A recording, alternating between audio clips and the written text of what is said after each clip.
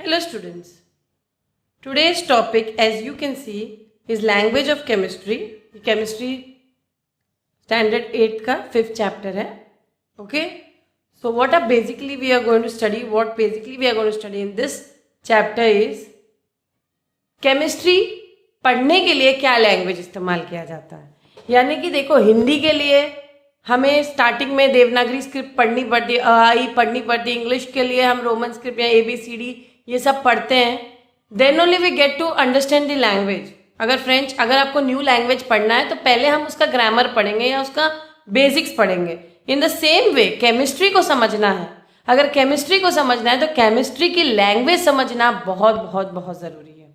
Okay तो इसीलिए ना बहुत से बच्चे केमिस्ट्री से डरते हैं, because by the time they reach in 9th and 10th standard वो लोग अपना बेस पढ़े नहीं हुए होते हैं. एंड देयरफॉर मतलब उनको लैंग्वेज की समझ नहीं होती है केमिस्ट्री, क्योंकि केमिस्ट्री की अपनी एक लैंग्वेज है. उसके जो एलिमेंट्स हैं उनके पर्टिकुलर सिंबल्स हैं, जो अगर नहीं मालूम होगा तो केमिस्ट्री में आप रिएक्शंस नहीं कर पाओगे, या इनफैक्ट आप कह सकते हो केमिस्ट्री समझ ही नहीं पाओगे. तो बेसिकली इस चैप्टर में क्या पढ़ना है हमें? इस चैप्टर में हम सिंबल्स ऑफ डिफरेंट एलिमेंट्स पढ़ेंगे. ओके हम फॉर्मूले कैसे डिराइव करते हैं कंपाउंड्स के on the basis of valencies of elements and radicals, ये पढ़ेंगे. Also will study chemical equation of reaction, reaction लिखते कैसे हैं, and also how to balance this chemical equations by applying the law of conservation of mass. So these are the basic things we are going to study in this chapter. So let us begin. Symbol. तो symbol, as you know, everybody know what is symbol. Symbols क्या होते हैं? ये एक short scientific form of representing an element. यहाँ पे element दे रहे हैं. वैसे तो सिंबल आप कोई भी अदर सब्जेक्ट्स में भी देख लो तो किसी चीज़ को एक छोटा रिप्रेजेंटेशन जो हम देते हैं बाय वर्च्यू ऑफ उसका डायग्राम बना लो या कोई छोटा सिंबल दे दो, उसको हम सिंबल कहते हैं. ठीक है. और यहाँ पे a symbol represents a specific element और one atom of an element. ठीक है. फॉर एग्जाम्पल अगर कार्बन है, कार्बन का क्या सिंबल है? C है ना.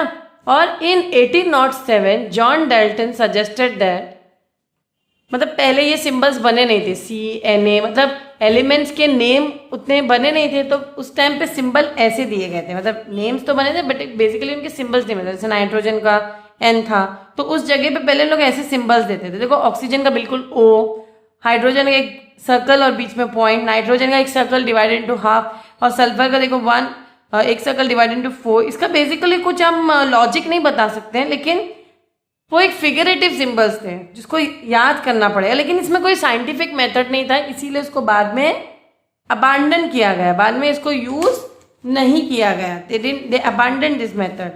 ओके आप ये कह सकते हो ये यूज नहीं किया गया. नेक्स्ट, फिर इन 1814 एक साइंटिस्ट थे बर्जिलियस नाम के, उन्होंने एक सिंपल मेथड यूज किया एलिमेंट्स को रिप्रेजेंट करने के लिए. एक सिंपल मेथड यूज किया और उन्होंने कुछ पॉइंट्स रखे कि कैसे हम इन एलिमेंट्स को रिप्रेजेंट करें या क्या उनके बेसिक रूल्स हैं. ये सब उन्होंने डिस्क्राइब किया. तो ये क्रेडिट किसको जाता है, कौन से साइंटिस्ट को? बर्जिलियस. ये क्वेश्चन आ सकता है. Okay each element is represented by a symbol which is the first letter of its name in English और लैटिन. तो ज़रूरी नहीं इंग्लिश में ही नाम हो एलिमेंट का, ये वो लैटिन में भी यूज़ हो सकता है. तो लेकिन पैटर्न क्या था कि फर्स्ट लेटर यूज़ करना है आपको. ओके उस पूरा जो नेम का फर्स्ट लेटर यूज़ करना है और उसको कैपिटल में लिखना है. फॉर एग्जाम्पल हाइड्रोजन, हाइड्रोजन का फर्स्ट लेटर H है और कैपिटल में लिखना है उसको सिंबल H. बोरॉन का B है, कार्बन का C है, देखो नाइट्रोजन का N है, ऑक्सीजन का O है. स्टूडेंट्स मेरा आप वीडियो देख सकते हो इसके प्रीवियस चैप्टर वाला एटॉमिक स्ट्रक्चर, उसमें मैंने कैसे एलिमेंट्स के नेम और सिंबल और वैलेंसीज याद करने हैं उसके निमोनिक्स दिए हैं. तो आप लोग प्लीज़ याद करने के लिए वो वाला वीडियो ज़रूर देखना मेरा. यहाँ तो मैं समझा रही कि ये सिंबल्स आए कैसे. ठीक है. तो ये बेसिकली मैंने कहा कि जो भी नाम है एलिमेंट का उसका फर्स्ट लेटर, जैसे फॉस्फोरस का P, सल्फर का S, वेनेडियम का V. ओके अब जैसे मैंने कहा एक और बात कही थी कि बर्जिलियस ने ये भी क्राइटेरिया दिया था कि लैटिन नेम्स भी यूज़ कर सकते हैं. जैसे यूट्रियम, ये एक एलिमेंट है, उसका Y. यूट्रियम एक नेम इन इंग्लिश है आयोडीन का आई, यूरेनियम का यू, लेकिन पोटेशियम का हम पी नहीं लिखते हैं क्योंकि उसका लैटिन नेम केलियम है। पोटेशियम का लैटिन नेम केलियम है और उसको हम के सिंबल देते हैं, तो केलियम का फर्स्ट लेटर यूज करते हैं हम लोग, राइट। टंगस्टन का लैटिन नेम वुल्फ्राम है और उसका हम फर्स्ट लेटर यूज करेंगे as symbol W. Very important, very important, ये दोनों आपको पूछ सकते हैं एग्जाम में। ओके, अब जैसे कि 2 और मोर एलिमेंट्स हैं जिनके नेम सेम लेटर से स्टार्ट होते हैं, तब क्या, तब तो कंफ्यूजन होगी ना। फॉर एग्जांपल आप कार्बन ले लो और कैल्शियम ले लो, या क्लोरीन ले लो या कोबाल्ट ले लो, इन सब का सी से स्टार्ट होता है, क्या हम सबको सी सिंबल देंगे? नहीं। हम इसके लिए फिर इन्होंने कहा कि फिर सिंबल्स जो होंगे सेकेंड लेटर भी यूज करेंगे, फर्स्ट लेटर के साथ सेकेंड लेटर भी यूज करेंगे। फॉर एग्जाम्पल जैसे कैल्शियम को हम सी भी लेंगे और साथ में ए भी लेंगे, तो कैल्शियम के जो सेकेंड लेटर होगा वो स्मॉल अल्फाबेट होगा और बड़ा जो फर्स्ट लेटर होगा वो बिग अल्फाबेट होगा। I hope you have understood, ठीक है। वैसे लैटिन नेम कैल्शियम का कैलिक्स है और कोबाल्ट एंड क्लोरीन भी सेम लेटर से स्टार्ट होते हैं, सी, तो इसीलिए उनके symbols are denoted by 2 letter. जैसे कैल्शियम का सी है, कोबाल्ट का सी ओ है और क्लोरीन का Cl रिस्पेक्टिवली। ओके, आप और एग्जांपल्स दे सकते हो। यहाँ पे नेम इन इंग्लिश दिए हैं एलिमेंट्स के और उनके लैटिन नेम या ग्रीक वर्ड्स दिए हैं। जैसे सोडियम का नेट्रियम है तो सिंबल क्या होगा? Na, ओनली 1 लेटर नहीं है, Na है। एल्यूमिनियम का एल्यूमेन है, Al है सिंबल। आयरन का फेरम है, Fe है। सिल्वर का अर्जेंटम है। Okay, so on and so forth. There are many, you can take a screenshot of this page. Okay, the next is name in English. यहाँ पे कुछ एलिमेंट्स के नेम इन इंग्लिश दिए हैं और उनके सिंबल दिए हैं लेकिन 2 लेटर, मतलब एक सिंगल। जैसे हाइड्रोजन का H है तो हीलियम का भी H हो जाएगा ना, इसीलिए उन लोग ने सेकेंड लेटर भी यूज कर लिया और उसको क्या नाम दे दिया? H, और जो सेकेंड लेटर है उस एलिमेंट के नेम का वो E है और वो स्मॉल लेटर में आपको लिखना है सिंबल में। ओके, नियॉन का Ne, आर्गॉन का Ar, क्लोरीन का देखो Cl, आर्सेनिक का As, ब्रोमीन का Br, कोबाल्ट का CO, निकल का Ni, बेरियम का Ba।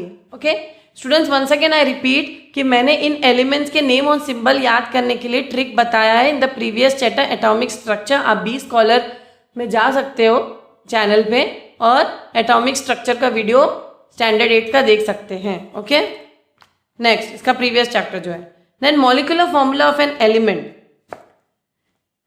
देखो मॉलिक्यूलर फॉर्मूला हम कैसे रिप्रेजेंट करते हैं? Symbolic representation of an element indicating number of atom present in one molecule. एक मॉलिक्यूल में कितने एटम्स हैं उसी को हम उसका molecular formula of an element कहते हैं। जैसे फॉर एग्जांपल हाइड्रोजन में एक item H represent 1 atom of hydrogen. अगर हमें 2 एटम ऑफ हाइड्रोजन रिप्रेजेंट करना है तो हम क्या लिखेंगे? 2H। ओके, और H2 टोटल क्या बताता है? 1 molecule of hydrogen. Okay, very important. तो जो भी आपको लिखना है, अगर 2 एटम्स ऑफ हाइड्रोजन दिखाना है तो हम H लिखेंगे और 2 लिख देंगे साथ में। ओके, द एलिमेंट फॉस्फोरस जिसके 1 molecule is represented by the molecular formula P4। ठीक है, तो मोनो, इसी तरह बहुत टाइप के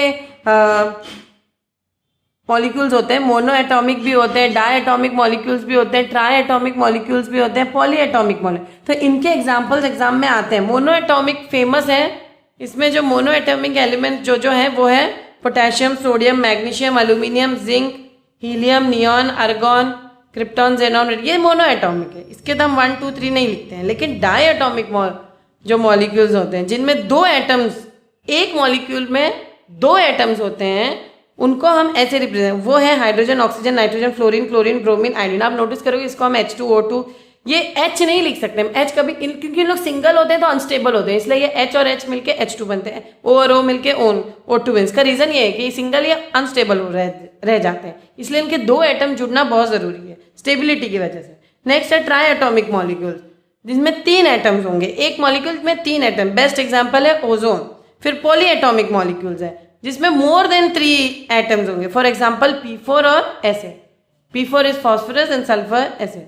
तो मॉलिक्यूलर फॉर्मूला ऑफ कंपाउंड्स कैसे बनाते हैं? चलो देखते हैं कि हम इनके फॉर्मूलाज बनाते कैसे हैं, क्योंकि हर कंपाउंड में एक मॉलिक्यूलर फॉर्मूला जरूर होता है और ये बनाने के लिए हमें सिंबल की भी जरूरत पड़ेगी और सिंबल के वैलेंसीज की भी जरूरत पड़ेगी। किसकी जरूरत पड़ेगी? सिंबल की भी और सिंबल की वैलेंस इसकी भी। ओके, तो एक्चुअली मॉलिक्यूल्स, जो मॉलिक्यूलर फॉर्मूला होता है वो हमें क्या बताता है? It shows the actual number of atom present in a molecule. तो सिग्निफिकेंस भी यहाँ पे दिया गया है, कुछ पॉइंट्स यहाँ पे दिए गए हैं कि मॉलिक्यूलर फॉर्मूला का सिंबल सिग्निफिकेंस क्या है। देखो, पहला तो वो कितने, उसमें एक मॉलिक्यूल में कितने एटम्स ये भी बताता है। It gives the number of atoms of each element, that is ratio of the different elements present in one molecule. Ratio भी बताता है कितने एलिमेंट्स प्रेजेंट है वन मॉलिक्यूल में of that particular compound. Also it gives us the molecular weight of the compound. Okay, if atomic weights of individual elements are known, तो हमें wait भी उसका पता चल जाता है, हमें रेशियो भी पता चलता है कितने रेशियो में डिफरेंट एलिमेंट्स कंबाइन होकर कंपाउंड बनाए। इसीलिए हमें मॉलिक्यूलर फॉर्मूला जानना बहुत जरूरी है। फॉर एग्जांपल, अगर हम एक मॉलिक्यूल ऑफ कैल्शियम कार्बोनेट ले लें, कैल्शियम कार्बोनेट कैसे लिखते हैं हम? कैल्शियम बाई कार्बोनेट दिया है, बाय यानी कि बीच में H आएगा, CaH और कार्बोनेट HCO3। तो for example, molecule of calcium bicarbonate represented by the molecular formula CaHCO3 the whole twice. We get the following information of its molecular formula. तो हमें एक एक मॉलिक्यूल के बारे में जब पता होता है, जब हम उसका फॉर्मूला बनाते हैं, तो हमें बहुत सी इंफॉर्मेशन मिल जाती है उसके मॉलिक्यूल के बारे में, ratio of different elements present उस मॉलिक्यूल में। ओके, ये सब हमें पता चल जाता है। तो elements present in calcium bicarbonate are, तो हमें इससे क्या इन्फॉर्मेशन मिला? अगर हमने कैल्शियम बाइकार्बोनेट को देखा तो हमें क्या इन्फॉर्मेशन मिला? हमें ये इन्फॉर्मेशन मिला कि कैल्शियम बाइकार्बोनेट में कौन कौन से एलिमेंट प्रेजेंट है। कैल्शियम भी प्रेजेंट है, हाइड्रोजन भी प्रेजेंट है, और कार्बन ऑक्सीजन सब प्रेजेंट है। तो इससे हमें ये इन्फॉर्मेशन मिला और हमें इसका रेशियो भी पता चल जाता है। देखो 1:2, क्योंकि H 2 से मल्टीप्लाई हो जाता है, H2C2 और O3 to the 6 को कितना हुआ? 1:2:2:6। ओके, 1:2:2:6। तो हमें रेशियो भी पता चल गया कि एलिमेंट्स किस रेशियो में प्रेजेंट है। ओके, और हम इसका वेट भी कैलकुलेट कर सकते हैं। कैसे वेट कर? हमें अगर एक एक का मॉलिक्यूलर मास पता है, हम सबको ऐड कर देंगे। फॉर एग्जांपल, कैल्शियम का मॉलिक्यूलर मास 40 है, हाइड्रोजन का 1 है, कार्बन का कितना है मॉलिक्यूलर मास? 16। एग्जाम में ये दिया जाएगा आप लोग को मास, आप लोग को बस इस क्वेश्चन में डाल के उसको सब्स्टिट्यूट करना है। देखो मैं एग्जांपल बताती हूँ, बहुत सिंपल है, बहुत ईजी है। अगर आपने कैल्शियम हाइड्रोजन कार्बोनेट लिया, ओके, और मैंने कहा कि इसका मॉलिक्यूलर मास फाइंड आउट करो, और कैल्शियम का मास कितना है? 40, हाइड्रोजन का कितना है? 1, ओके, देन कार्बन का कितना है? 12, ऑक्सीजन का कितना है? ऑक्सीजन का मॉलिक्यूलर मास कितना है? 16,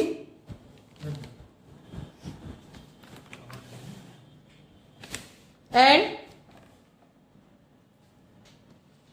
अब इन सब को आपको कैलकुलेट करना है। कैसे कैलकुलेट करोगे? बहुत इजी। कैल्शियम का कितना है मैंने कहा मॉलिक्यूलर मास? 40। अब ये ब्रैकेट, आप लोग को बॉड मास रूल तो पता ही होगा ना, तो ब्रैकेट आपको ओपन करना है। तो 2 हाइड्रोजन के मॉलिक्यूल्स है ना, तो इसलिए मैं इसको ब्रैकेट के अंदर ही लेती हूँ, बाद में इंटू 2 करेंगे। ओके, तो हाइड्रोजन का 1 है, प्लस कार्बन का कितना का मैंने यहाँ पे दिया है, you can C molecular mass दिया जाएगा, बहुत ईजी, इसको सीखो एग्जाम में आएगा। प्लस ऑक्सीजन का मॉलिक्यूलर मास कितना है? 16, और क्योंकि 3 मॉलिक्यूलर 3 × 16, और ये बड़ा ब्रैकेट में आएगा क्योंकि अंदर भी एक छोटा ब्रैकेट है ना, 3 × 16। तो कितना हुआ ओवरऑल ब्रैकेट में? कितना मल्टीप्लाई करना है? 2। अब सब्स्टिट्यूट करो, 40 प्लस 1 + 12 कितना हुआ? 13, 13 + 16 3 ज़ा 16 3 ज़ा कितना है? 48 है, और ओवरऑल डिवाइडेड 2। ना एड इट, 48 + 13, 8 + 3 कितना हुआ? 11, 4 5 6, 61, 61 × 2, 61 × 2 कितना हुआ? मल्टीप्लाई बाय 2, 2 6 2 ज़ा 12 and 22,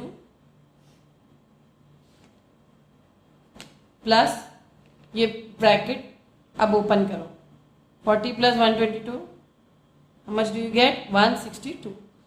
ओके, 40 + 122 मैंने ये रफ में दिखा, देखो 40 + 122 ये 162। सो फाइनल आंसर क्या है? 162। हेंस मॉलिक्यूलर मास हम मॉलिक्यूलर मास कैलकुलेट कर रहे थे ना, of calcium hydrogen carbonate is 162। Okay, done.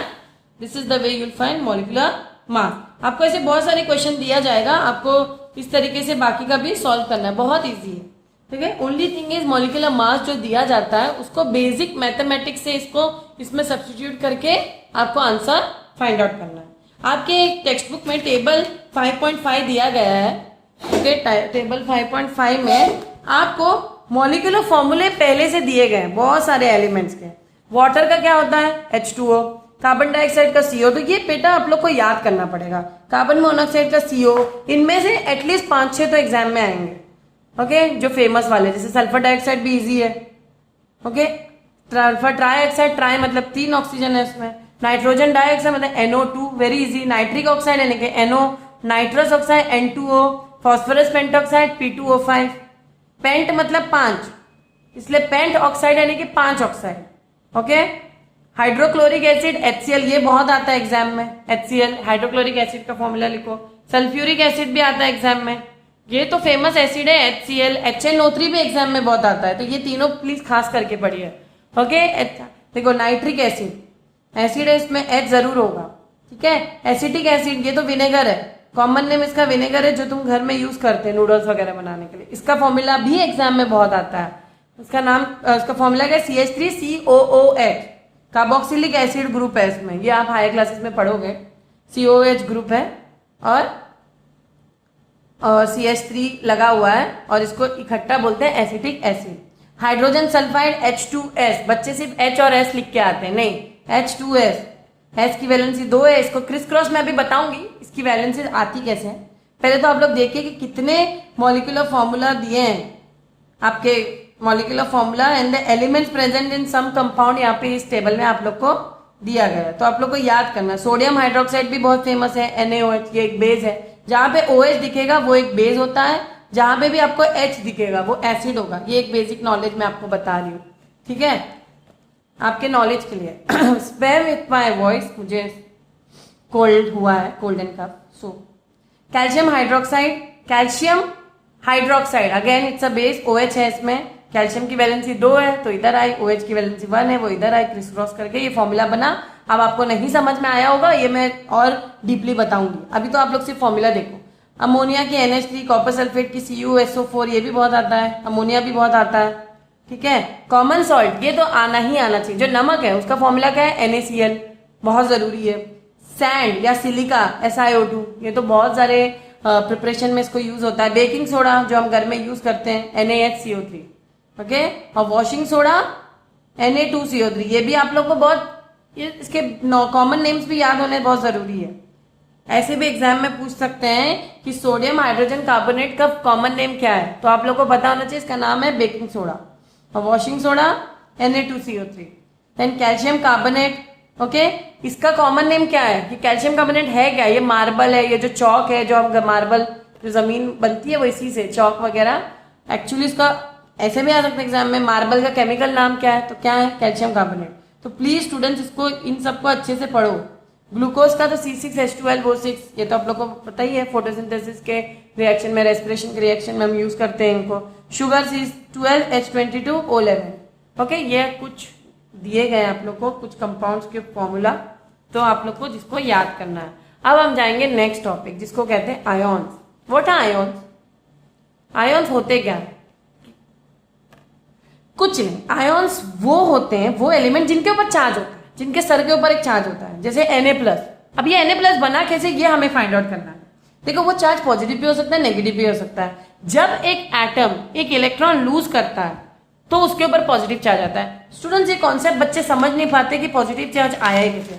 आप लोग गौर से देखिए, NaCl बनने के लिए एक कंपाउंड NaCl है, आप लोग को पता होना चाहिए ये दोनों एक साथ, देखो कोई भी कंपाउंड Na और Cl एक साथ जुड़े क्यों, Na और Cl ही क्यों जुड़े, Na किसी और के साथ क्यों नहीं जुड़ा, क्योंकि Na की वैलेंसी, अगर आप लोग को वैलेंसी याद नहीं है, मेरा previous lecture atoms, structure of atom आप लोग टाइप करके देख सकते हो बी स्कॉलर चैनल पे, ओके। प्लीज उसको पहले याद करो, फिर ये चैप्टर आप लोग को याद होगा। Na का एटॉमिक नंबर 11 है और क्लोरीन का एटॉमिक नंबर 17 है। As you can see Na का इलेक्ट्रॉनिक कॉन्फ़िगरेशन 281 है और क्लोरीन का इलेक्ट्रॉनिक कॉन्फ़िगरेशन 287 है।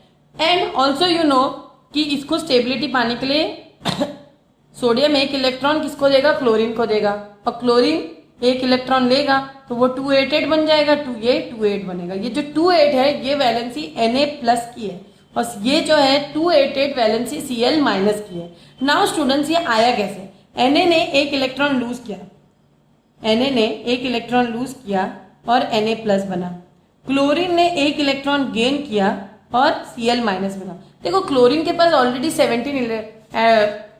17 एटॉमिक नंबर है, तो इसमें 17 इलेक्ट्रॉन और 17 प्रोटॉन थे। अब क्योंकि उसने एक और इलेक्ट्रॉन ले लिया स्टेबिलिटी के चक्कर में, तो 18 इलेक्ट्रॉन हुए और 17 प्रोटॉन हुए। तो पल्ला किसका भारी है, नेगेटिव चार्ज का भारी है, इसीलिए उसके ऊपर Cl- चार्ज आया। Na का भी वही आप लोग ध्यान कर सकते हो, Na में 11 इलेक्ट्रॉन थे, 11 प्रोटॉन थे, लेकिन उसने अपना एक इलेक्ट्रॉन हटा दिया, एक इलेक्ट्रॉन माइनस कर दिया, तो क्या बचा, 10 इलेक्ट्रॉन बचा और 11, फिर क्या हुआ, 10 इलेक्ट्रॉन रहा और 11 प्रोटॉन तो उतने ही रहेंगे ना, प्रोटॉन तो चेंज नहीं होगा, न्यूक्लियस में प्रोटॉन तो पॉजिटिव चार्ज ज्यादा रहा उस पूरे इन टोटल एटम में, इसीलिए इसको हम सोडियम आयन, देखो उनके ऊपर चार्ज कैरी हो गया इस वजह से, और इसीलिए इनको आयन नाम दिया गया है केमिस्ट्री में। तो जब एटम एक इलेक्ट्रॉन लूज करते हैं, ये कर क्यों रहे हैं, ये कर रहे हैं in order to become stable, main reason है in order to gain stability, ये भी आप लोग को पता होना चाहिए, क्योंकि 2-8 बन के ही स्टेबल होगा, 2-8-1 था, 1 एक्स्ट्रा था, कोई उसको 7 तो देगा नहीं, इसीलिए वो बेचारे ने एक इलेक्ट्रॉन क्लोरीन को देके उसको स्टेबल किया, क्योंकि उसको भी कुछ स्टेबिलिटी होने के लिए 2n² फॉर्मूला होना चाहिए, आप लोग को पता होना ना कि वैलेंस शेल में 8 इलेक्ट्रॉन्स होना जरूरी है, डिपेंड होता है कितने ऑर्बिट है, कैसे शेल है उस हिसाब से, लेकिन 8 अभी के लिए याद रखो। फर्स्ट शेल के लिए, फर्स्ट शेल में कितने मैक्सिमम इलेक्ट्रॉन्स होने चाहिए स्टेबिलिटी के लिए, 2, सेकेंड शेल में 8, थर्ड शेल में ये मैं बताई हूं आपको प्रीवियस चैप्टर में 2, 8, 18, 32, तो ये 2n² फॉर्मूला यूज करना, ठीक है, सो ऑन एंड सो फोर्थ। तो फर्स्ट शेल को हम K भी बोलते हैं, सेकेंड शेल को L बोलते हैं, थर्ड शेल को M बोलते हैं और फोर्थ शेल को N बोलते हैं। तो स्टूडेंट्स ये प्लीज छोटी छोटी बातें हैं, नोट्स हैं, इसको जरूर बनाओ, ओके। और इस वजह से Na और Cl साथ में आके क्या बना, एक कंपाउंड बना जिसका नाम है NaCl या सोडियम क्लोराइड, या कॉमन लैंग्वेज में हम इसको क्या कहते हैं, सोडियम क्लोराइड को हम कॉमन लैंग्वेज में क्या बोलते हैं, क्या बोलते हैं सोडियम क्लोराइड को कॉमन में, common salt, common salt, okay. I hope you have understood. तो यहाँ पे वैसे ही दिया इन्होंने, और भी बहुत सारे एग्जांपल्स दिए हैं जो लूज कर रहे हैं, लेकिन जैसे मैग्नीशियम के पास 2 वैलेंसी 282 है, तो 2 इलेक्ट्रॉन एक्स्ट्रा है, वो लूज करेगा, और Mg2+ बना क्योंकि 2 इलेक्ट्रॉन लूज किया, लेकिन उसके न्यूक्लियस में तो कितने 13 ही प्रोटॉन होंगे, लेकिन इलेक्ट्रॉन 2 कम हो गए, इसीलिए उस पर 2 पॉजिटिव चार्ज चढ़ गया, इसीलिए एल्यूमिनियम का 13 है ना, तो 283, तो 3 इलेक्ट्रॉन लूज करेगा, ठीक है। ये प्लीज एक प्रीवियस चैप्टर देखे तो ये समझ में आएगा, ओके। और इन पॉजिटिवली चार्ज आयॉन्स को हम कैटायंस कहते हैं और नेगेटिवली चार्ज आयॉन्स को हम क्या कहते हैं, देखो पॉजिटिव आयॉन्स 2 टाइप के होते हैं, okay, one is positively charge और वन इज नेगेटिव चार्ज। जो पॉजिटिवली चार्ज आयॉन्स को हम क्या कहते हैं, कैटायंस, क्योंकि वो कैथोड पे जाते हैं इलेक्ट्रोलिसिस पे, और नेगेटिवली चार्ज आयन को हम एनायंस कहते हैं क्योंकि वो एनोड पे जाते हैं इलेक्ट्रोलिसिस, इसलिए एन आयन, कैट कैथोड से वर्ड आया ions, okay. I have understood, okay. अब ये भी आप लोग को मैंने बताया था प्रीवियस चैप्टर में कि as you go across the period क्या होता है, इलेक्ट्रॉन्स लूज करने की टेंडेंसी बढ़ जाती, गेन करने की टेंडेंसी बढ़ती, यानी कि जो मेटल्स होते हैं वो अक्सर, जो मेटल्स होते हैं वो अक्सर क्या करते हैं, मेटल्स इलेक्ट्रॉन्स लूज करते हैं और नॉन मेटल्स इलेक्ट्रॉन्स गेन करते हैं, ठीक है। तो ये भी आप लोग को पूछा जा सकता है कि कौन लूज करता है, non metals gain electrons to become stable और metals lose electron to become stable अक्सर, okay. There are many example here given over here. Chlorine atom gains 1 electron to become chloride ion, हाँ इनके नाम भी आप लोग को पता होना चाहिए, जैसे सोडियम आयन, इसको हम कहते हैं क्लोराइड आयन, फिर ऑक्सीजन ऑक्साइड आयन, ऑक्सीजन अगर इलेक्ट्रॉन ऑब्वियसली गेन करेगा ना, क्योंकि 2,6 उसको 2 इलेक्ट्रॉन चाहिए। नाइट्रोजन को हम कहेंगे नाइट्राइड आयन। तो स्टूडेंट्स ये आप लोग को याद होना चाहिए। और यहाँ पे देखिए ये टेबल दिया गया है, you can see this table, okay. Sodium क्या है, Na प्लस। प्लस क्यों? क्योंकि उसने एक इलेक्ट्रॉन क्या करता है, लूज करता है। इसका मैंने अभी आप लोग को सब बताया था। पोटेशियम, ये टेबल आप लोग प्लीज लिख लीजिए। और ये सारे, इसको हम कह सकते हैं कॉमन कैटायंस भी कह सकते हैं या पॉजिटिव रेडिकल्स भी कह सकते हैं। ओके, कैटायंस भी कह सकते हैं, पॉजिटिव रेडिकल्स भी कह सकते हैं। ये पूरा लिस्ट यहाँ पे दिया है, प्लीज इसको गो थ्रू करिए। यहाँ पे देखिए ये वाले आप लोग को कंफ्यूजिंग लगेंगे थोड़ा। कॉपर का क्यूप्रिक भी लिखते हैं, Cu2+। आयन को फेरस, क्योंकि लैटिन वर्ड यूज कर रहे हैं ना। Fe2+ अगर वैलेंसी, देखो कुछ एलिमेंट्स के वेरिएबल वैलेंसी होती है, जैसे आयन की 2 वैलेंसी है, +2 और +3। ठीक है, इसीलिए इसको अलग से थोड़ा पढ़ना पड़ेगा आप लोग को। आयन अगर +2 वैलेंस में है, देखो आयन +2 वैलेंसी में है तो फेरस। आयन अगर +3 वैलेंसी में है तो फेरिक बोलते हैं उसको। क्या बोलते हैं? फेरिक। ये क्यों मैं पढ़ा रही हूँ? क्योंकि इस लैंग्वेज को समझोगे तभी कंपाउंड बना पाओगे ना, फिर कंपाउंड को नेम करने में हेल्प होगा आप लोग को। ठीक है, अब मैं जा रही हूँ, अभी मैंने वर्ड रेडिकल यूज किया था। रेडिकल क्या है? रेडिकल और आयन में डिफरेंस क्या है? एक रेडिकल भी एक चार्ज एटम और group of atoms which take part in a chemical reaction as a single unit. देखो यहां पे कैटायंस क्या होंगे, वो एक सिंगल होंगे, वो मतलब वो ग्रुप ऑफ आयन नहीं है। यहां पे ये ग्रुप एक पार्टिसिपेट करता है एज ए सिंगल आयन। जैसे कि Cl- छोड़ दीजिए, ये तो कॉमन है। ClO3 ये टोटल के ऊपर माइनस चार्ज है। हाइपोक्लोराइड इन टोटल के ऊपर माइनस चार्ज है। ओके, देखो ions are charged as positively charged ions are called anions, cations, और negatively charge are called anions. और रेडिकल्स क्या है? दे आर चार्ज एटम्स भी हैं और ग्रुप ऑफ एटम्स भी हो सकते हैं। आयन्स ग्रुप ऑफ एटम नहीं होते, लेकिन रेडिकल दोनों हो सकते हैं। तो ये याद रखना है आप लोग को। ठीक है, वेरी वेरी वेरी इंपॉर्टेंट। यहाँ पे कुछ नेगेटिव रेडिकल्स का या आयन्स का दिया है। Okay, formula. तो इसमें क्लोरीन, फ्लोरीन, ब्रोमीन जो है, देखिए याद करने का तरीका अगर मैं बताऊं तो मैंने एक निमोनिक बनाया जरूर है। देखिए बेटा, एक तो आप लोग को वैलेंसीज याद होनी चाहिए, तो उससे आपको पॉजिटिव और नेगेटिव जो सिंगल वाले हैं, जो आयन्स की पॉजिटिव और नेगेटिव चार्ज याद हो जाएगी। रेडिकल्स के लिए मैं एक निमोनिक दे दूंगी। रेडिकल्स के लिए निमोनिक है O not so popular company not so popular company, I get very less pay, ₹1132। ये है निमोनिक। अब तुम बोलोगे मैम ये निमोनिक कैसा हुआ, इसमें क्या याद करना है? इसमें आपको कुछ नहीं करना, पहले इसको ऐसे लिखना है, उसके बाद ये याद करना है कि ये जो स्टार्टिंग के 2 लेटर्स अंडरलाइन करना है। स्टार्टिंग के 2 लेटर्स अंडरलाइन करना है। ठीक है, ये O है, OH है। ओके, OH 1 मॉलिक्यूल है। इसको हम अगर लिखें तो OH, NO कितने हैं हम लेने हैं? NO को 3 लेने। ये तुम्हें नंबर काउंट करना है, काउंट करके यहाँ पे मेंशन करना है। SO 4 होते हैं। देखो 1 2 लेटर्स काउंट करनी है। Count the letters and right it over here. Okay, यहाँ पे 1 लेटर है तो OH के साथ 1 होता है, कुछ नहीं भी लिखो चलता है। इसके बाद 3 लेटर्स है तो 3 लिखेंगे, NO के साथ 3। ओके, अब PO के साथ, यहाँ देखो PO फर्स्ट 2 लेटर्स लिख रहे हैं ना, CO। PO के साथ कितने लेटर्स है? 4। CO के साथ कितने लेटर्स है? 3। बस। और ये जो मैंने ₹1132, एक तरीके से हम ऐसा निमोनिक बना रहे हैं, हम अपने कंपनी का चुगली कर रहे हैं, एक तरीके से बुराई बता रहे हैं। O not so popular company, I get very less pay, ₹11,232। तो पहले आपको ये जो है ये आपको चार्ज बता रहा है। ठीक है, और चार्ज ये सारे मैंने जो बनाए हैं वो एनायंस है। कैटायंस का भी मैंने नहीं बताया, एनायंस के चार्ज है तो माइनस से ही होगा।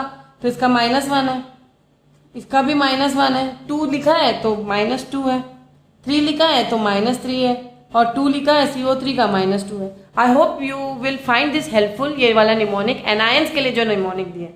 अगर आपको फेमस कैटायंस के भी निमोनिक जानने हैं, कैटायंस के भी इजी हैं। कैटायंस की कुछ कैटायंस के निमोनिक निमोनिक नहीं, क्या मैं नाम लिख देती हूँ फेमस कैटायंस के, जैसे ammonia NH3 plus, ammonium ion NH3 तो मॉलिक्यूल है, NH3 पर 1 चार्ज है, अमोनियम आयन NH4 प्लस। ठीक है, ये याद रखना है आप लोग को। ओके, देन CH4, ओके, ये भी एक मॉलिक्यूल है जिसको याद रखना है आप लोग को। अब BO3 प्लस, ये मत याद रखिए, BO3 प्लस याद रखिए, ये BO3 प्लस। ठीक है, ये एक कॉमन है। फॉस्फाइट में, ठीक है, यहाँ में एक और मैं बता सकती हूँ इजी मेथड, OH याद करोगे ही करोगे, उसके साथ जो NO3 होगा उसके ऊपर माइनस चार्ज है। आप नोटिस करोगे NO2 के ऊपर जो कि नाइट्राइट है उसमें भी माइनस चार्ज है, नाइट्रेट भी है उसमें भी माइनस चार्ज है। तो इन यहाँ पे नाइट्रेट और नाइट्राइट दोनों पे -1 चार्ज है। उसी तरह सल्फेट SO4, जो SO4 क्या है, हमारा सल्फेट है, सल्फेट SO4 है। सल्फाइड हमारा SO3 है और सल्फाइड हमारा S-, सब पे -2 चार्ज है, तीनों SSS पे। ठीक है, कार्बोनेट CO3 है, CO3 पे -2 चार्ज है। ठीक है, क्रोमेट, तो क्रोमेट और कार्बोनेट दोनों पे -2 चार्ज है, क्रोमेट लेकिन CrO4। तो बेटा यहाँ पे आप लोग को देखो एसीटेट का बहुत बार आता है एग्जाम में, CH3COO- है 1 चार्ज, ये बहुत आता है एग्जाम में। ठीक है, तो क्लोराइड का तो आता ही है, ब्रोमाइड, क्लोर, और हेलोजन जितने होंगे, हेलो ग्रुप, हेलोजन सारे होंगे, एनायंस है ना, ये भी एनायंस है, ये भी हेलोजन जो होंगे वो हेलोजन ग्रुप 17 है, एलिमेंट्स है ग्रुप 17। तो पहला वाला क्या है, फ्लोरीन, क्लोरीन, ब्रोमीन, आयोडीन, एस्टेनिन। इसके लिए निमोनिक है फसल, ब्राइट, इंडिया, एड। तो यहाँ पे एस्टेनिन भूल जाओ, इन सबको आप -1 चार्ज दोगे। ठीक है, इसको हम क्लोराइड, आयोडाइड इस तरीके से नाम करेंगे। ठीक है, क्लोरेट ClO3।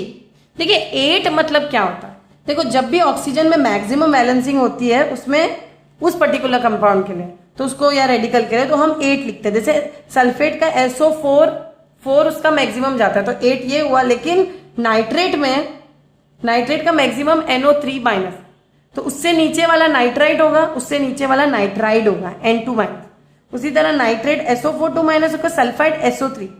देखो यहाँ पे सल्फाइड SO3, यहाँ पे नाइट्रेट NO3 है, तो डिफरेंस है ना। तो ये तुम्हें पता होना चाहिए कि सल्फेट का मैक्सिमम SO4 तक जाता है इसलिए वो 8 होगा, और नाइट्रेट का मैक्सिमम NO3 तक जाता है इसलिए वो 8 वो हुआ। नाइट्राइट क्या होगा, NO2-, लेकिन सल्फाइड क्या होगा, SO3-। तो ये आप लोग को थोड़ा सा अंडरस्टैंड करना पड़ेगा, लॉजिक लगा के पढ़ना पड़ेगा। और वैलेंसी तो मैंने प्रीवियस चैप्टर में भी बताया था कि it is the combining capacity of an element. जैसे कि ये सोडियम ने 1 इलेक्ट्रॉन दिया क्लोरीन को, तो उसकी वैलेंसी 1 हुई, क्योंकि क्लोरीन ने 1 इलेक्ट्रॉन लिया इसे स्टेबिलिटी पाने के लिए, तो उसकी भी वैलेंसी 1 हो गई। तो कॉम्बिनेशन वैलेंसीज का टेबल प्लीज मैंने प्रीवियस चैप्टर में दिया है, तो आप लोग ये याद कर सकते हो। और rules for determining the valency of rules क्या है, देखो atoms combining with hydrogen atom acquire negative है, जो भी हाइड्रोजन एटम के साथ कंबाइन करेगा उसको नेगेटिव वैलेंसी मिलेगी। ठीक है, ये याद रखना है आप लोग को। जैसे HCl है, H पॉजिटिव होगा, Cl -1 होगा, तो Cl का जो क्या होगा वैलेंसी क्या होगा, Cl का वैलेंसी क्या होगा HCl में -1। तो हाइड्रोजन का जो भी कंबाइन करेगा वो खुद माइनस चार्ज देगा। जैसे H2O में ऑक्सीजन माइनस वैलेंसी लेगा, ठीक है। NH3 में हाइड्रोजन प्लस होगा तो N का वैलेंसी क्या है, हाइड्रोजन की वैलेंसी आप लोग को पता होना चाहिए, एटॉमिक नंबर उसका 7 है, तो 2,4 वो 3 इलेक्ट्रॉन लेगा इसलिए -3। कार्बन का -4, कार्बन तो शेयर करता है 4-4, क्योंकि वो हाइड्रोजन से कंबाइन है तो ऑब्वियसली वो माइनस पे जाएगा, ये प्लस पे जाएगा। नोबल गैस कोई कंपाउंड नहीं बनाते हैं, ठीक है ना। Atoms displacing hydrogen atoms acquire positive valency. जो भी एटम हाइड्रोजन को डिस्प्लेस करेगा रिएक्शन में, एल्यूमिनियम ने अगर हाइड्रोजन को डिस्प्लेस, वो खुद पॉजिटिव वैलेंसी पे आ जाएगा। ये एक कंडीशन है या रूल है जो आप लोग को पता होना चाहिए, ठीक है। Okay, 1 atom of aluminium can displace 3 hydrogen atoms from 1 molecule of phosphoric acid, obviously इसमें 3 इलेक्ट्रॉन्स है। ओके, ये याद रखना है आप लोग को। और क्या बनेगा, aluminium phosphate plus hydrogen gas निकल जाएगा। अब वैलेंसी आया कैसे, एल्यूमिनियम ने 3 हाइड्रोजन को रिप्लेस किया इसलिए +3 हुआ। और वेरिएबल वैलेंसी जैसे मैंने कहा फेरिक है, फेरस है, आयन जो है वेरिएबल वैलेंसी शो करते हैं, जैसे आयन है, कॉपर है, टिन है, तो इनके वेरिएबल वैलेंसीज हैं। और यहाँ पे एक पीरियोडिक टेबल दिया भी है, उसमें उन लोग ने बताया कि जो फर्स्ट ग्रुप 1A और जो 2A है, 1A का पूरा +1 वैलेंसी होता है, ग्रुप 2A का +2 वैलेंसी होता है, ग्रुप 3 का देखो +3, पूरे ग्रुप में इक्वल है। ओके, इसका निमोनिक आप लोग को मैं एक और चाहिए तो मैं एक वीडियो बनाऊंगी जिसमें मैं पूरे पीरियोडिक टेबल का निमोनिक बनाऊंगी, तो वो आप लोग रिफर कर सकते हो। ओके, +4 ये जो ग्रुप 4, तो ग्रुप 1 का +1, ग्रुप 2 का +2 वैलेंसी, सबका सब एलिमेंट्स डाउन द ग्रुप। और +3 होगा ग्रुप 13 एलिमेंट्स के, 14 एलिमेंट्स के +4 होंगे। फिर आफ्टर दैट, आफ्टर +4 फिर माइनस में जाएगा, लेना शुरू होगा, क्योंकि नॉन मेटल्स इलेक्ट्रॉन लेते हैं, क्योंकि ये मेटेलॉइड्स हैं। बैगन, आलू, गाजर, ये जो है ना, बच्चे, सीता, गीता, आस्था, सबको टेनिस आता, ये वाला, बच्चे, सीता, गीता, आस्था, सबको टेनिस आता। Then group 17 elements, group 16 elements, 16 का 6 होगा, 6 कह रहे हैं, -2 होगा, ग्रुप 17 का -1 जो कि हैलोजन जिसको मैंने कहा। देखो ये ग्रुप 13 है, ये ग्रुप 14 है, ग्रुप 15 है, ग्रुप 16, ग्रुप 17, ग्रुप 18। ग्रुप 18 की वैलेंसी 0 होगी। तो स्टूडेंट्स थोड़ा सा पीरियोडिक टेबल आप लोग को मेरा वीडियो देखना चाहिए, उससे भी आप लोग को एक अंदाजा होगा किस तरीके से हमें पीरियोडिक टेबल को याद करना है।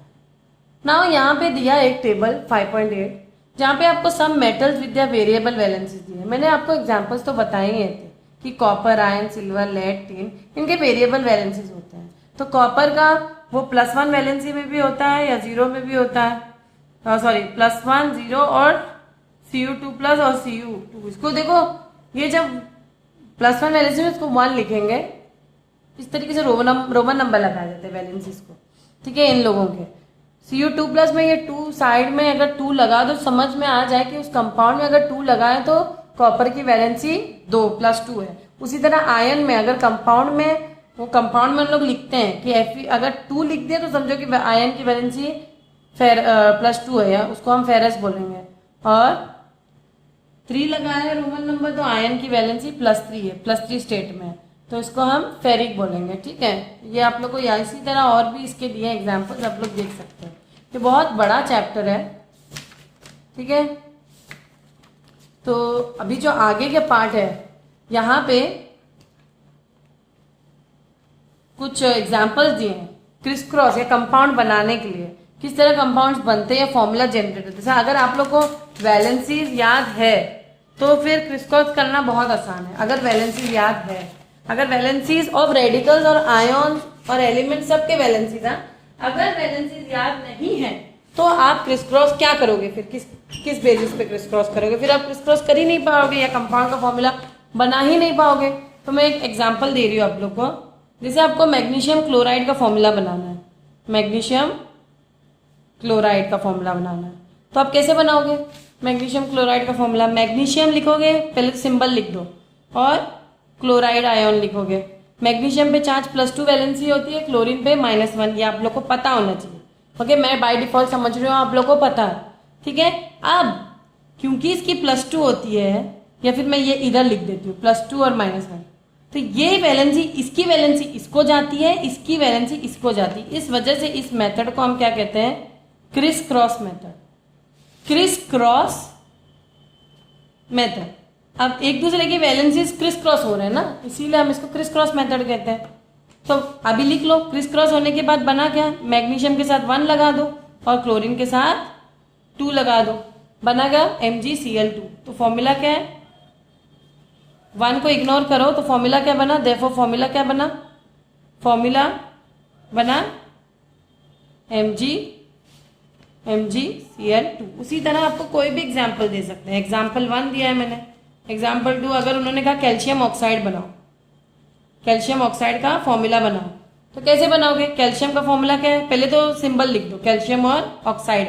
ऑक्साइड आयन का, ऑक्साइड 2- वैलेंसी होती है, कैल्शियम का 2+। इसको चाहे इधर लिख दो, ऐसे भी लिख सकते हो या ऐसे भी लिख सकते हो। कैल्शियम और ऑक्सीजन लिखते हो, इसका +2 और इसका -2।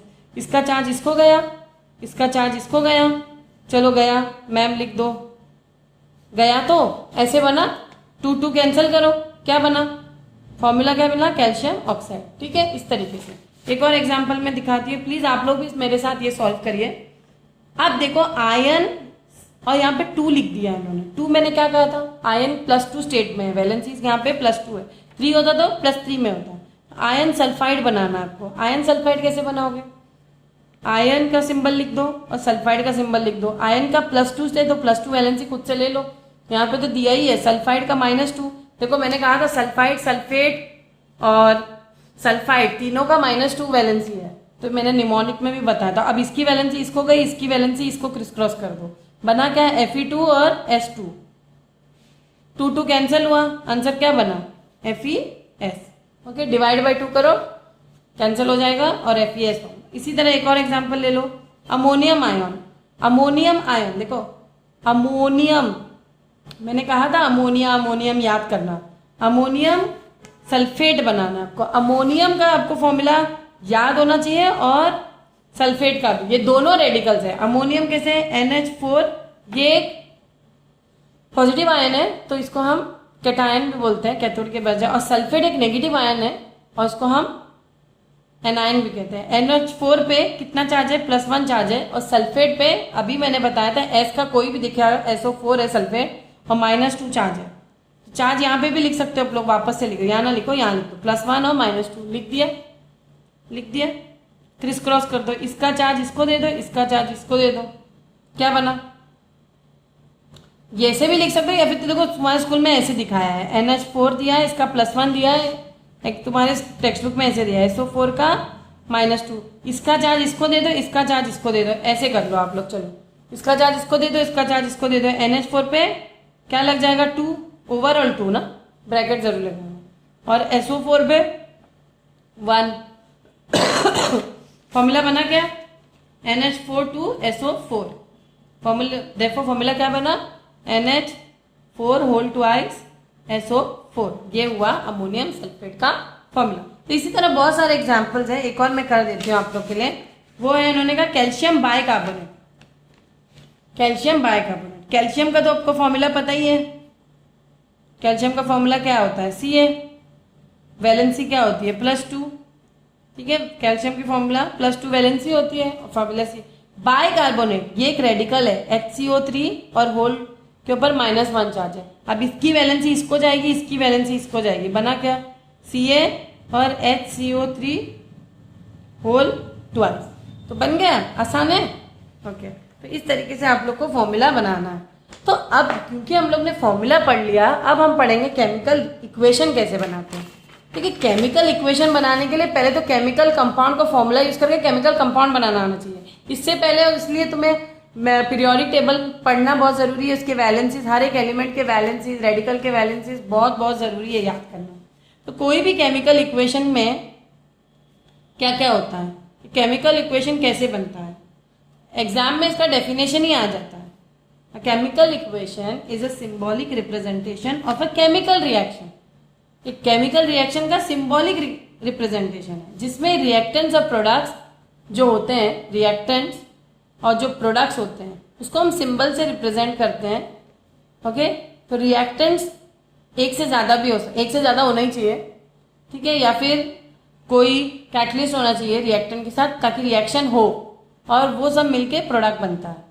जो रिएक्टेंट होते हैं, जो रिएक्शन में पार्टिसिपेट करते हैं, जो सब्सटेंस रिएक्शन में पार्टिसिपेट करते हैं, उसको रिएक्टेंट्स कहते हैं। तो इस तरफ जो होते हैं रिएक्टेंट्स होते हैं, और इस तरफ जो होता है वो प्रोडक्ट्स होता है। ओके, तो ये रिएक्टेंट्स लेफ्ट हैंड साइड पे होते हैं और प्रोडक्ट्स राइट हैंड साइड पे होते हैं। ये बेसिक नॉलेज है केमिकल इक्वेशन की। अगर रिएक्टेंट एक से ज़्यादा तो बीच में प्लस लगाते हैं, एक एरो लगाते हैं ये बताने के लिए कि प्रोडक्ट बन रहा है, टुवर्ड्स द प्रोडक्ट हम एक एरो लगाते हैं। जैसे अगर हम हाइड्रोजन और क्लोरीन के बीच में रिएक्शन दिखा रहे हैं, दोनों देखो मॉलिक्यूलर फॉर्मूला इनका H2 और Cl2, याद रहे ये H है और Cl अकेले नहीं रहते। बनेगा क्या, बनेगा क्या, दो दो कट हुआ है वैलेंसी और HCl बना। तो इसी तरह हम हाइड्रोक्लोरिक एसिड, स्केलेटल इक्वेशन, इसको हम कहते हैं स्केलेटल इक्वेशन। क्या कहते हैं? Skeletal equation. अब क्योंकि मैंने तुम्हें इक्वेशन बनाना तो सिखा दिया, अब मैं दिखाऊंगी इसको बैलेंस कैसे करते हैं। बैलेंसिंग क्या होता है? बैलेंसिंग में कोई एक पर्टिकुलर रूल नहीं है, ट्रिक मेथड से भी कर सकते हैं, लेकिन मैं फिर भी तुम लोग को एक तो मेथड है बैलेंसिंग करने के लिए, trial and error method. Balancing करने के लिए एक बेस्ट मेथड है ट्रायल एंड एरर मेथड। और एक और मेथड है जिसमें मैं स्टूडेंट्स को हमेशा कहती हूँ कि जब भी बैलेंस करो एलिमेंट्स, देखो बैलेंसिंग करना क्या है, टोटल नंबर ऑफ एलिमेंट्स जो मतलब यहाँ पे जो है लेफ्ट हैंड साइड और राइट हैंड साइड में एकदम सेम होने चाहिए। ओके, सेम होने चाहिए कितने ले रहे हैं हम।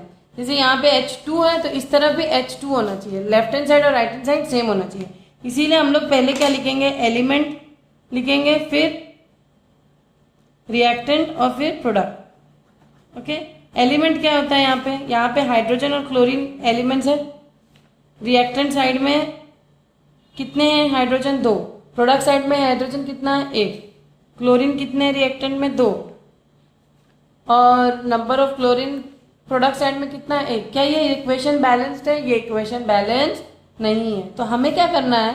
हमें ये देखना है कि इस तरीके से यहाँ पे नंबर लगाना है कि ये बैलेंस हो जाए। फॉर एग्जाम्पल अगर मैं यहाँ 2 लगा दूँ, तो क्या होगा? मल्टीप्लाई करके देखिए, H भी 2 हो जाएगा, Cl भी 2 हो जाएगा, तो लेफ्ट हैंड साइड और राइट हैंड साइड हैंस बैलेंस हो जाएगा।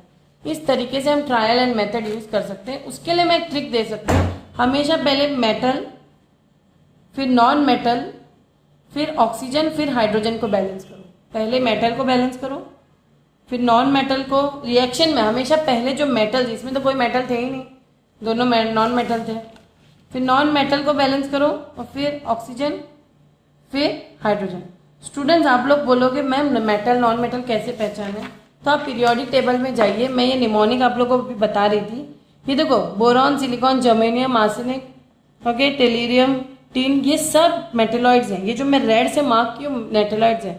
मेटेलॉइड्स को याद करने के लिए निमोनिक है बी से, देखो मैं यहाँ पे लिख रही हूँ स्टूडेंट्स, प्लीज इसको आप लोग नोट करिए, बच्चे नहीं समझ पाते। ये बेसिक मेटेलॉइड्स है। मेटेलॉइड्स के देखो इस तरफ जितने भी एलिमेंट्स होते हैं वो मेटल होते हैं, और ऊपर की तरफ जितने एलिमेंट्स होते हैं वो नॉन मेटल होते हैं। तो इसीलिए मेटेलॉइड्स को याद कर लो।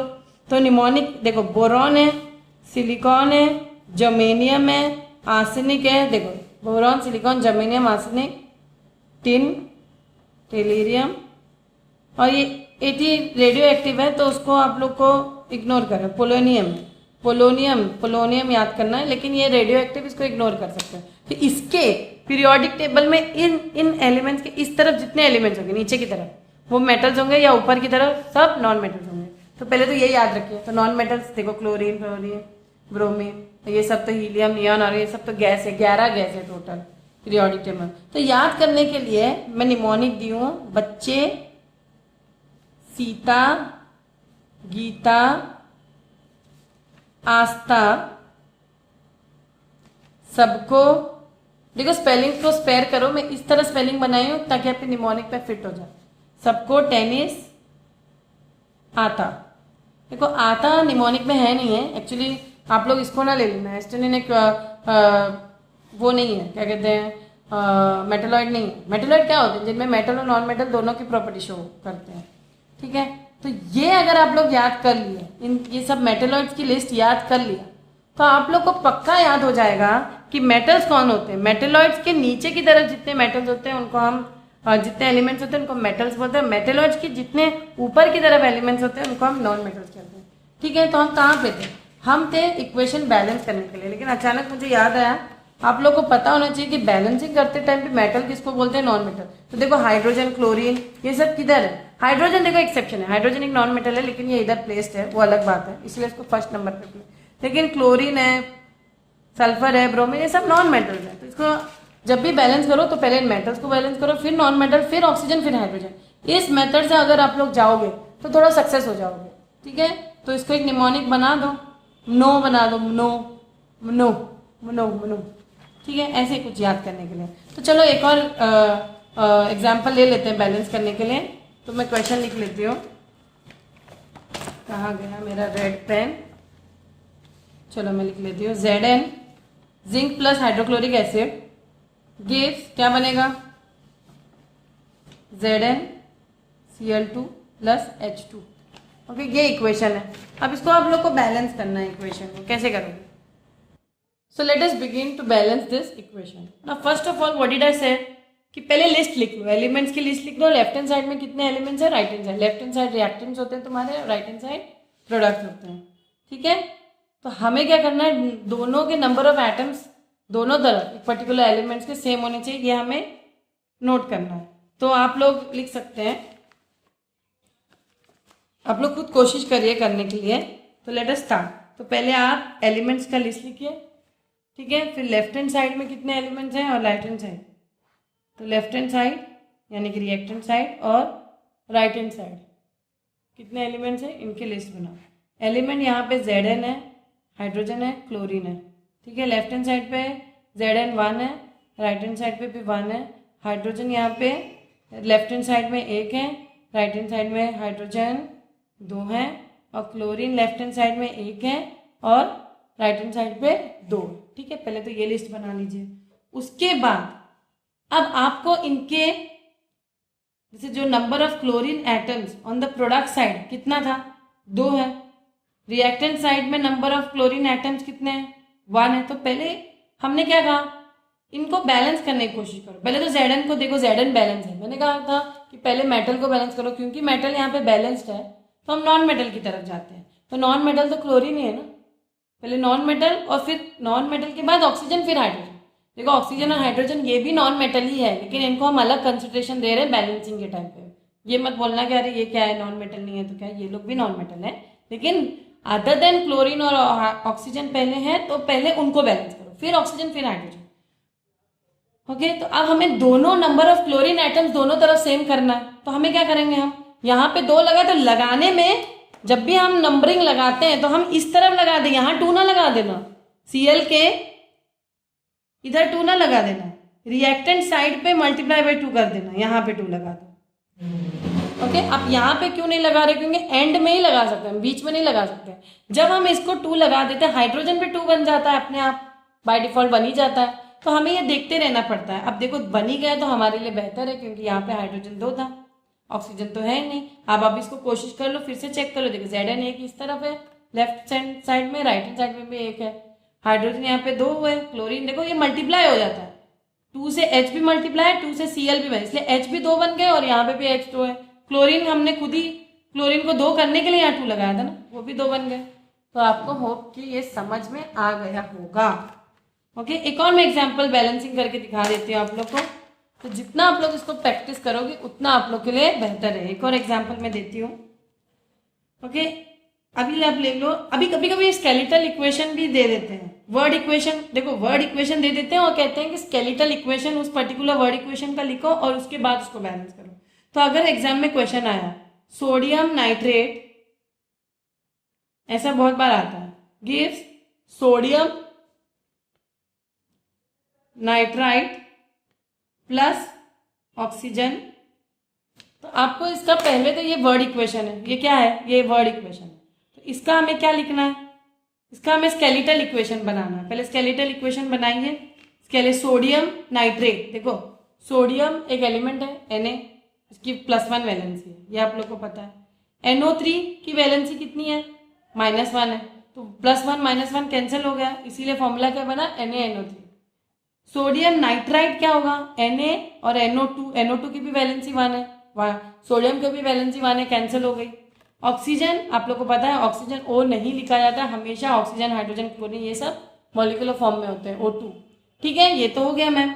क्या ये इक्वेशन बैलेंस है, so let us check it out.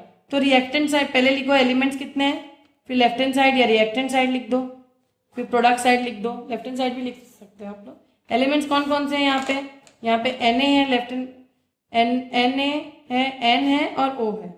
ठीक है, अब देखो Na लेफ्ट हैंड साइड पे कितने हैं, 1 है, राइट हैंड साइड पे भी 1 है। NO N left hand side पे कितना है, 1 है, O कितने हैं, 3 है, राइट हैंड साइड पे N कितने हैं, 1 है, O कितने हैं, 1 2 3 4। ठीक, इसका मतलब क्लियर है कि यहाँ लेफ्ट हैंड साइड और राइट हैंड साइड के जो भी एलिमेंट्स के एटम्स है बैलेंस नहीं है, सिर्फ Na को छोड़ के, है कि नहीं। तो हम क्या करेंगे, सबसे पहले जैसे मैंने कहा, मैंने आपको रूल्स में क्या कहा था, पहले किसको बैलेंस करो, पहले हम, ये ट्रायल एंड एरर मेथड है, पहले मेटल को बैलेंस करते हैं, फिर नॉन मेटल, फिर ऑक्सीजन, फिर हाइड्रोजन। तो मेटल यहाँ पे सोडियम है जो कि बैलेंस है। नॉन मेटल कौन कौन है, नाइट्रोजन, ऑक्सीजन। ऑक्सीजन हम बाद में करेंगे, पहले नाइट्रोजन को करेंगे। रूल के हिसाब से हम दूसरे non metal other than oxygen और हाइड्रोजन करेंगे।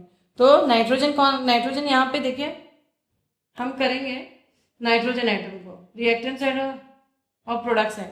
अब देखिए रिएक्टेंट साइड और प्रोडक्ट साइड, सॉरी यहाँ पे ऑलरेडी बैलेंस्ड है तो उनको भी करने की जरूरत नहीं, सिर्फ ऑक्सीजन पे फोकस करना है आपको। तो ऑक्सीजन क्योंकि रिएक्टेंट साइड पे 3 है और प्रोडक्ट साइड पे 4 है, तो हम उसको 4 बनाएंगे कैसे, कैसे बनाएंगे, कुछ नहीं, आप लोग को इसके लिए थोड़ा दिमाग लगाना पड़ेगा। ऑब्वियसली यहाँ बढ़ाने के लिए पहले तुम 2 से स्टार्ट करोगे, तो 2 स्टार्ट करो, कितना हो गया 2 स्टार्ट करने की वजह से यहाँ पे क्या हो गया, यहाँ पे देखो सोडियम ऑटोमेटिकली 2 बन जाता है, क्या करें मजबूरी है, बन गया तो बन गया।